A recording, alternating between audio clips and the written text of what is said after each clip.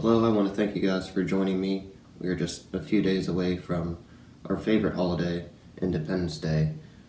And although I'm excited, I'm also concerned. I want to explain why I believe this might be one of the deadliest Independence Days in U.S. history. And this is just based on what's happened in the past about the 4th of July and then 2020 as a whole leading up to this moment. There's a bunch of little things. It isn't a whole master plan or something, but there's a bunch of little things that help paint the story about what it's going to probably be like. And one of those things is the 2018 Columbia Fireworks War. This is an insane thing that happened in Columbia, Missouri about essentially these gang members. They were gang members the whole time. They're throwing up their signs and stuff. How they planned to have a mini fireworks war that turned into something really big. With the help of the media, of course, they actually shipped in these people to do this. They probably gave them things absolutely nuts, but the police could not control it. Like I said, these are gang members. At one point, the two rivals pulled up and they talked to each other and they were like, well, let's just cancel this whole thing and just attack the cops. And then they decided, no, let's not do that. So now we're in 2020 and we have all this hatred, literally fighting police. You know, if that was 2020, it'd be a real possibility of something really bad happening. But the police could not control it as much as they tried, even though they are present. And now we have these police departments being defunded. The common consensus now among criminals is there's no police, even though it might not be where you live right now. That's just, I'm telling you, that's what they think. They just think that they could do whatever they want. No law and order anymore.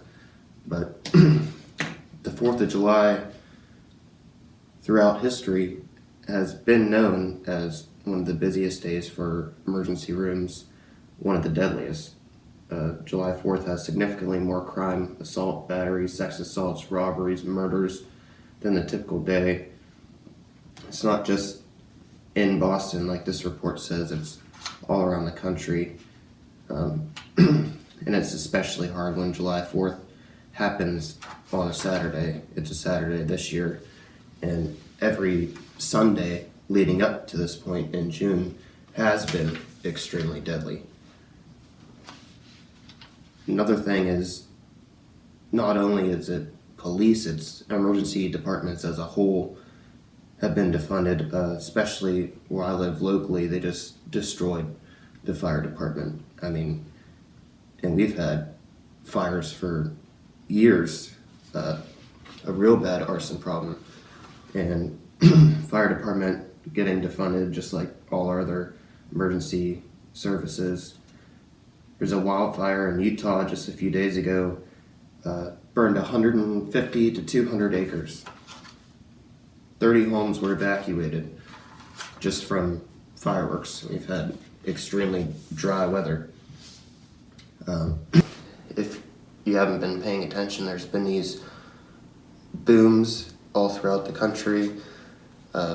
People say they're fireworks, people say they're gunshots, people say they're bombs, but you can just look on Twitter, Instagram, Facebook, Nextdoor, and just search for people talking in their communities. There's thousands of them begging for the fireworks to stop. So it's actually happening here and there all around the country, and this all started with an incident called the Berkeley Boom. These people in Berkeley were, they had a bunch of weird noises. They all called the police department. Police department didn't know what they were. They chalked up to fireworks, and they're asking if this year, if it's back, because it's the same thing. People all around the country complaining of these noises, and it's because there's been so many consumer fireworks bought. They can't even keep up with it almost. Like I said about the violence, just recently, this is a couple days ago, New York City, the homicides are up 21%, shootings alone 46%, According to NYPD, 178 homicides were reported in New York City this far. That's an insane uptick in violence. Tuesday alone, the city reported 8 shootings and 9 victims, whereas during the same 24-hour period on July 30th, the city reported 4 incidents. So it's already happening that has nothing to do with the 4th of July. Like I said, let alone that the 4th of July itself is especially deadly, that Saturdays are especially deadly. So all these things are coming together and just to prove how dangerous some of these fireworks are. Some of them are just sparklers and harmless, although you could probably do some things with sparklers, but some of them go boom, like a bomb. And July 4th, or 1st, Homeland Security had to come to investigate because this barn blew up. A massive barn fire, the guy died, and it's because he had professional grade fireworks. Apparently this guy was licensed to have them. I don't know how the licensing works, how you get commercial fireworks, but he had them and blew everything up. From the New York Times, this is an important article because these commercial fireworks have been distributed to all these fireworks companies and now they have nothing to do with them. All these shows were online to actually happen just like any other year, and then all of a sudden all of them canceled. All of them canceled. So listen to some of these people talk. As many as 80% of community fireworks displays in large cities and small rural towns have been canceled this year over a fear that they would create a social distancing nightmare. This virus has changed this year as we know it. For the 150 companies, the country thrills spectators with their booming, colorful explosions in the skies. The 2 weeks around the July 4th holiday make up about 3/4 of their revenue. Obviously, a seasonal business, fireworks.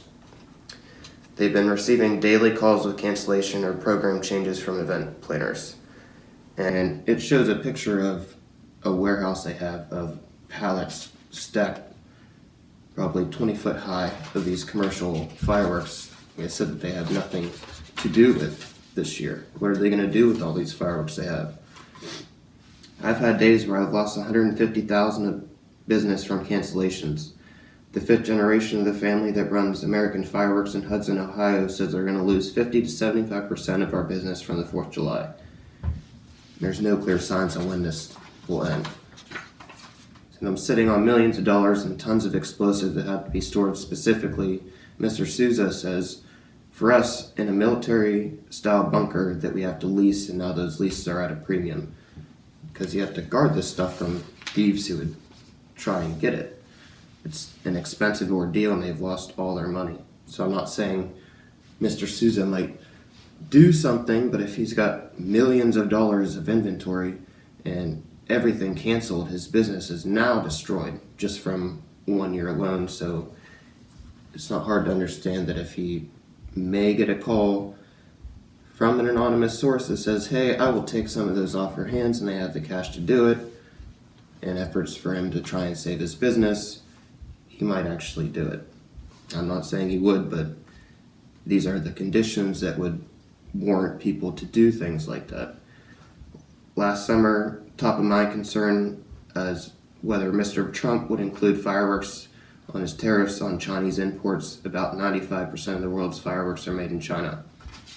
And that is true. All of our fireworks do come from China. That's why there was the decision to not place a tariff on it. So all of our fireworks are from China. The first wave of coronavirus hit in China, we were like, oh my God, we're not going to get any of our products, Mr. Sorgi said. Everyone started to put in backup orders, and then all of a sudden they open up and there's no way to cancel the orders because they're already on boats from China. Every fireworks display company is overstuffed with product. As I just described, that's what happened. All these companies have so much fireworks and nothing to do with. So these are the creations of the conditions for illegal activity, things that wouldn't be normal to happen this year. Mr. Zambelli said that 80% of the company's 4th of July shows have been canceled. 160 of the original 600 are the only ones that plan to still happen. The first 15 days of May were incredibly devastating, he said. Every call was a bad call, a cancellation. So now you can see how big of a problem it really is that all these companies have these things. And the damage from Columbia Fireworks War was insane just by itself, and they had no commercial fireworks. They were just residentially bought ones. So going back to China here, it's not just China that owns all the fireworks that we get. It's one man in China, just one man. And the story of, they call him Mystery Guy, Mr. Ding, how he rose to power in this field is kind of amazing. Even as far as almost pulling off false flags to change distribution and stuff in China, you have to look up Mr. Ding. It's really incredible. And something else that is happening on the 4th, which in a time where we're extremely divided like we are, we do not need this. And it's happening July 4th in the morning. The leader of the Nation of Islam is speaking to the world. It's going to be a big thing, I guess. His name is Louis Farrakhan, and this guy, he's gone back and forth endorsing Trump, endorsing Obama, and then denouncing them after he just plays a game. He even called Obama a terrorist. This guy's anti-Semitic, extremely racist. He calls for a whole black nation. He wants a civil war.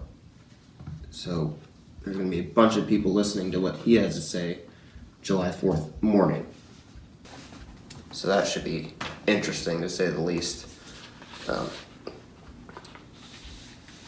Whether you believe stuff about the full moon, it will also be a full moon on Saturday the 4th. So we have all these things coming together, and it's all started with, because I wasn't even aware of looking into any of this to see what the truth was.